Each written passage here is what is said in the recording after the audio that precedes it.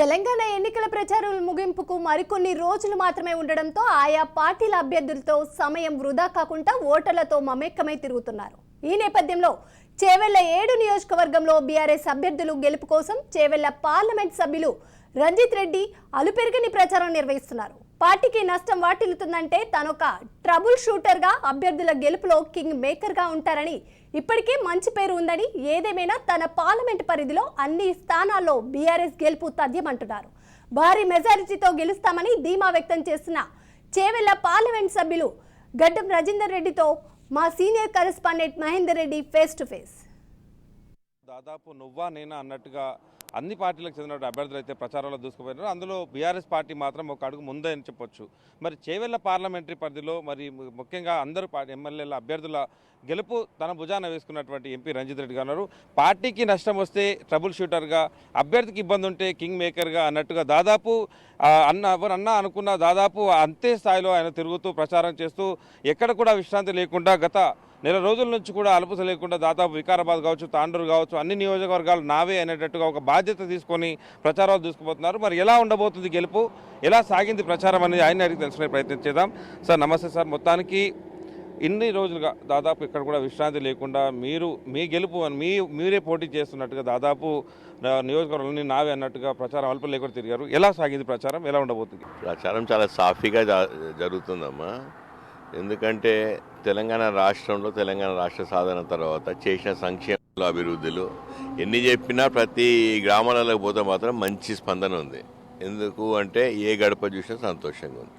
Topic ఎక్కడ వస్తుంది, ఏదైనా ఉంటే యాంటీ ఇన్కంబెన్సీ ప్రభుత్వం 3సారి రాబోతుంది కాబట్టి కొందరు ఏడుస్తారు, కొందరు ఎమ్మెల్యేల మీద ఏడుస్తారు, కొందరు నా మీద ఏడుస్తారు.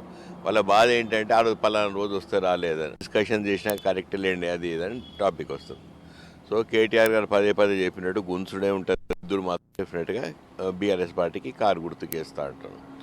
మనం ఆలోచిస్తే నిజంగా ఇవాళ వేయాల్సిన పార్టీల్లో ఎవరెవరు పోటీలు ఉన్నాయి ఆలోచిస్తే ఉన్న బీఆర్ఎస్, బీజేపీ అండ్ కాంగ్రెస్లలో ఏ రాష్ట్రంలో అయినా కాంగ్రెస్ అన్నా కానీ బీజేపీ కానీ అంతో దీనికంటే మెరుగు చేస్తే మాకు డెఫినెట్గా కష్టం ఉండేది.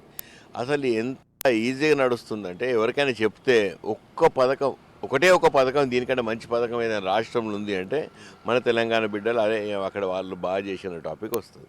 అది లేదన్నప్పుడు ఇంకా టాపిక్ ఎందుకు?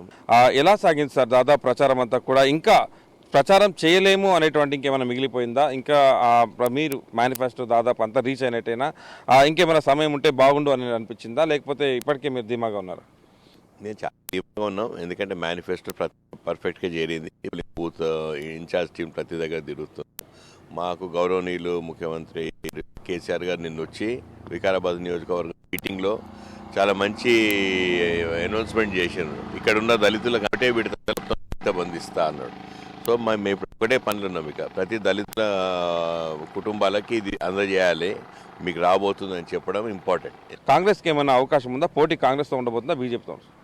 పోటీ డెఫినెట్గా మాకు కాంగ్రెస్ తోటే ఉన్నది 7 కాన్స్టిట్యున్సీస్లో. కానీ 7 కాన్స్టిట్యున్సీలో అవతల కూడా చెప్తున్నారు మీ చేవెళ్ళ తనకు నీట్గా క్లియర్గా ఉంది. ఓ 1-2% కాన్స్టిట్యున్సీ 1-2% ఉన్నాయి, 2 కాన్స్టిట్యున్సీస్ ఉన్నాయి, మళ్ళీ మీకే ఏజ్ వస్తుందని చెప్పి చాలా సంతోషం. నిన్న మా హెడ్ ఆఫీస్ నుండి ఫోన్ వచ్చి చేవెళ్ళ క్లీన్ ఉంది, అన్ని ప్లస్ అయిపోయినామని చెప్పారు. డెఫినెట్ పర్ఫెక్ట్ అనిపిస్తుంది. ఎందుకు ఇంత పెద్ద బాధ్యత తీసుకోవడం? ఎలా ఉండాలంటే ఒక పార్టీకి ఒక నియోజకవర్గానికి ఇన్ఛార్జ్ చేసినప్పుడు ఇన్ఛార్జ్ అంటే ఏంటిది, తానే అభ్యర్థి అని చెప్పి తిరగాలి. కాబట్టి చాలామంది తిరుగుతారు, అందులో నేను కూడా తిరిగినా. నాకెందుకో వికారాబాద్ డెఫినెట్గా గెలిపించాలన్న ఆలోచన వచ్చింది.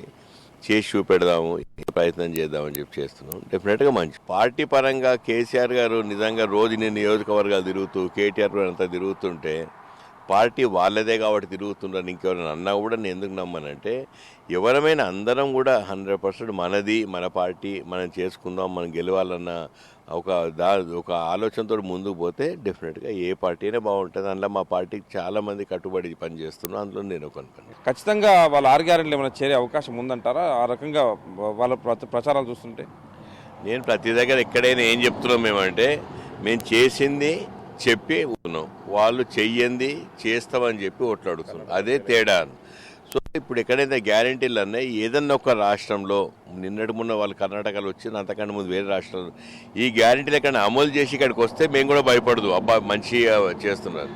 చాలా ఈజీ అయిపోయింది మాకు. వాళ్ళు గ్యారెంటీలు అన్నారు, అది ఫెయిల్ అయిన గ్యారంటీలు అన్ని రాష్ట్రాల్లో కాబట్టి అసలు ఆ మాటనే ఎవరు నమ్మట్లేదు. మూడోసారి ఇక్కడ ముఖ్యమంత్రి పీఠం కేసీఆర్ అధిరోహిస్తారు, మూడోసారి ప్రభుత్వం మాదే అనే ధీమా వ్యక్తం చేసిన పరిస్థితి కనిపిస్తుంది. ఇది ఓవరాల్గా రంగారెడ్డి జిల్లాలో దాదాపు బీఆర్ఎస్ పార్టీ ఎన్నికల ప్రచారం. కెమెరా శ్రవంతో మహేందర్ రెడ్డి, రంగారెడ్డి జిల్లా.